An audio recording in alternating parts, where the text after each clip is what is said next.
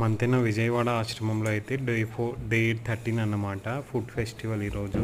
So మధ్యాహ్నం పస్తులు ఉంటాము, నైట్ అయితే ఈ ఫుడ్ ఫెస్టివల్ ఉంటుంది అన్నమాట. చాలా ఐటమ్స్ ఉండే, పానీపూరి, ఇంకా వచ్చేసి టిక్కీ చాట్, ఇంకా చాలా బిర్యానీ ఉండే, ఇంకా స్వీట్ ఉండే, మస్తు ఐటమ్స్ అయితే ఉండే.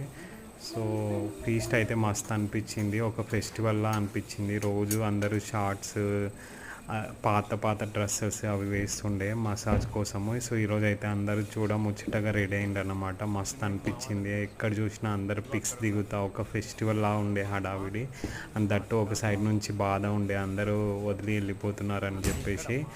సో ఇది ఒక డిఫరెంట్ ఫీలింగ్ అన్నమాట. ఆశ్రమంలో అయితే మస్తు ఎంజాయ్ చేసిండ్రు, ఆ డిఫరెంట్ ఫీలింగ్ ఉండే, మస్తు చాలా బాగుండే, ఒక్కొక్కరు మస్తు ఎంజాయ్ చేసిండ్రు. So please subscribe to my channel and share with your friends, and thank you so much. Keep supporting me. Thank you.